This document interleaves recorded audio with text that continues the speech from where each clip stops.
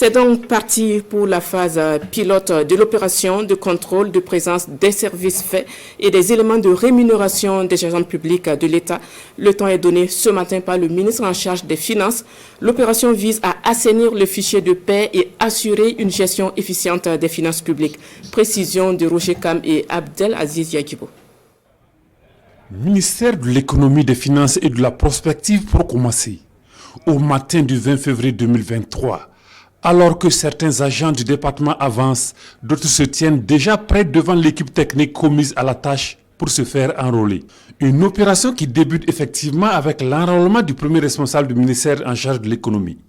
Aboubakar Nakanambo de rassurer qu'il ne s'agit pas d'une opération biétage déguisée car l'administration publique est passée à la bancarisation intégrale des salaires des agents publics.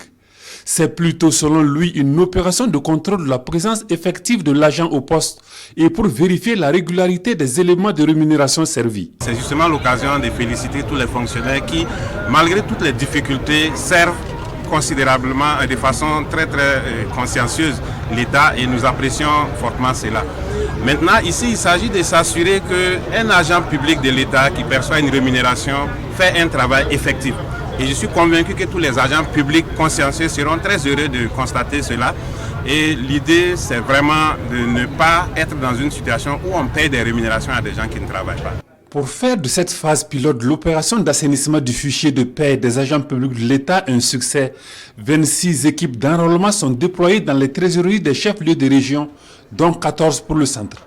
Et chaque agent muni des pièces requises a la latitude de se faire enrôler dans le chef-lieu de région de son choix. Alors l'opération va se dérouler en deux phases.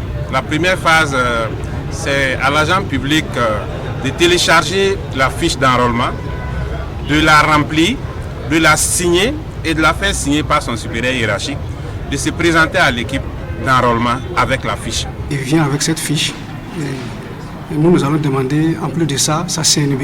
Une fois qu'on s'est vérifié, on s'est assuré de cette première phase, et on procède maintenant à l'enrôlement au niveau du système SIGASP. Donc l'agent repart avec une fiche comportant son numéro d'enrôlement.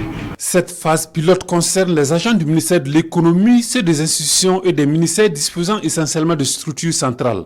Par la suite, une deuxième puis une troisième phase permettront de toucher l'ensemble des agents publics de l'État.